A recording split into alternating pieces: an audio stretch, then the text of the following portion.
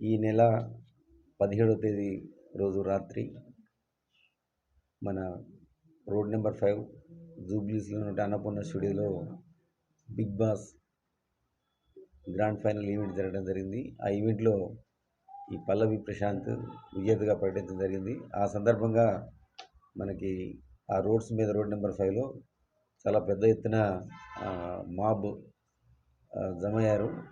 జమైన తర్వాత అతన్ని మనము వేరే గేట్ ద్వారా ఈ గొడవలు జరిగే అవకాశం ఉందని చెప్పేసి అతనికి చెప్పి యాజమాన్యం వాళ్ళు సంస్థ వాళ్ళు బయట పంపించడం జరిగింది.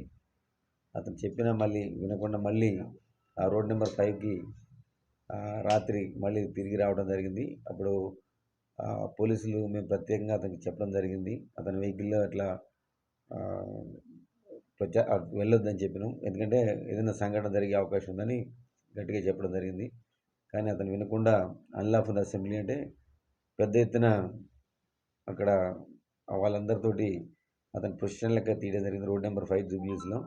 అప్పుడు అతనితో పాటు ఉన్న వాళ్ళు వాళ్ళందరూ కూడా అక్కడ ఉన్న ఒక 2 పోలీస్ వెహికల్స్ డ్యామేజ్ చేయడం జరిగింది. బందోబస్తుకు వచ్చిన వెహికల్స్.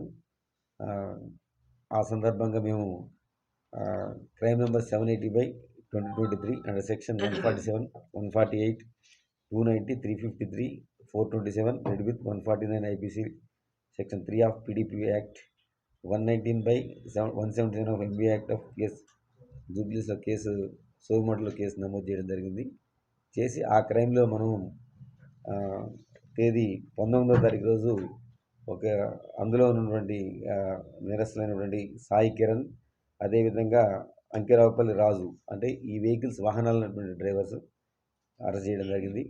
అదేవిధంగా ఈరోజు పల్లవి ప్రశాంత్, అదేవిధంగా అతని బ్రదర్ మహావీరంని ఈరోజు అరెస్ట్ చేయడం జరిగింది. వాళ్ళని కూడా అరెస్ట్ చేసి మేజిస్ట్రేట్ గారి దగ్గర ప్రొడ్యూస్ చేయడం జరిగింది. మేజిస్ట్రేట్ గారు వారికి 14 రోజులు రిమాండ్ విధించడం జరిగింది.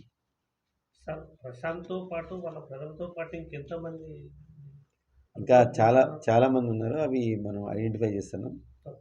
ఎంత అనేది మనం సీసీ ఫుటేజ్ అవన్నీ అనలైజ్ చేసాను. చేసిన తర్వాత మనకి ఎంతమంది ఉంది అనేది ఫైనలైజ్ అయింది. ఇప్పటి వరకు ఎంతమంది మీద ఎఫ్ఐఆర్ నమోదైంది సార్?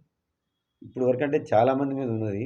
అది మనం సీసీ ఫుటేజ్ తర్వాత ఫైనలైజ్ అయింది. ఇప్పుడు ప్రస్తుతాన్ని బట్టి మనం ఈ కేసులో 4గురిని అరెస్ట్ చేయడం జరిగింది. సో ఇప్పుడు పల్లవి ప్రశాంత్కు 14 రోజులు రిమాండ్ విధించారు సార్ మేజిస్ట్రేట్? విధించారు. ఇక్కడ ఏ మేజిస్ట్రేట్ 17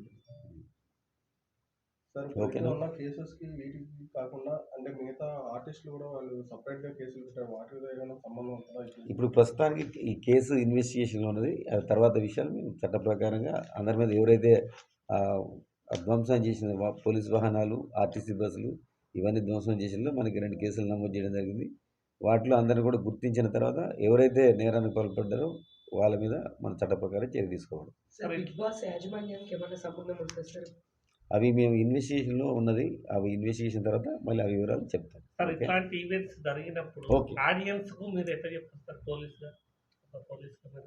పోలీసు ఏం చెప్తున్నారంటే ఎవరైతే యూత్ ఉన్నారో వాళ్ళు ఇట్లాంటి జరిగినప్పుడు ఇట్లా మాబ్ మొబిలైజ్ చేసినప్పుడు ఎవరో చేసిన నేరాలకి వీళ్ళు కూడా కొంతమంది అక్కడికి వచ్చి మేము చూడటానికి వచ్చిన వాళ్ళు కూడా వాళ్ళు కూడా ఈ కేసులో వాళ్ళకు కూడా వాళ్ళ పేర్లు కూడా వచ్చే అవకాశం ఉంది. కాబట్టి ఇట్లాంటివి జరిగినప్పుడు ఎందుకంటే అన్రూలీ మాకు ఎవరికి కంట్రోల్ ఉండరు వాళ్ళు అట్లాంటి వాళ్ళు ఉన్న దాంట్లోకి వచ్చినట్టయితే వాళ్ళు పర్మిషన్ తీసుకోవాలి. అక్కడ స్పెసిఫిక్ ఇట్లాంటివి జరిగినప్పుడు ఏమైనా ప్రొఫెషనల్ది అని వితౌట్ పోలీస్ పర్మిషన్ అతను కూడా ఈయన పల్లవి ప్రశాంత్ కూడా జరగడం జరిగింది ఆ రోజు.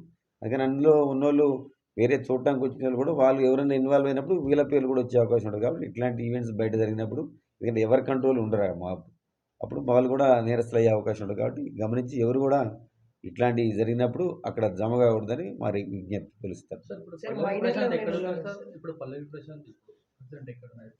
జైలుకి వెళ్తున్నారు. వెళ్తున్నారు. సార్ ఇప్పుడు చాలా మంది బాధితులు వచ్చారు, వాళ్ళకి సంబంధించినటువంటి వాళ్ళు అనవసరంగా తీసుకొచ్చారు అనేటువంటి మైనర్స్ ఉన్నారా? వాళ్ళకి ఏం చెప్తున్నారు అంటే ఎవరైనా మైనర్స్ ఉండని ఎవరైనా అందరూ ఎవరైతే నేరం చేశారో చట్టానికి అందరూ కూడా చట్టం ముందు అందరూ సమానులే. అందుకని చట్ట ప్రకారం వాళ్ళ మీద చర్య తీసుకోవాలి. కలిసే అవకాశం ఇంతే కుటుంబ సభ్యులు కలిసే అవకాశం ఉంది. వాళ్ళు చట్టప్రకారం జైలుకి పోయి తీసుకొని పాస్ తీసుకొని వాళ్ళు కలవచ్చు ప్రాబ్లం లేదు. ఏమి దాంట్లో అయితే దానికి అయిపోయింది. ఎందుకంటే వాళ్ళందరికీ కూడా చట్ట ప్రకారం హక్కు ఉంటుంది తెలుసుకోవచ్చు. Okay sir, thank you.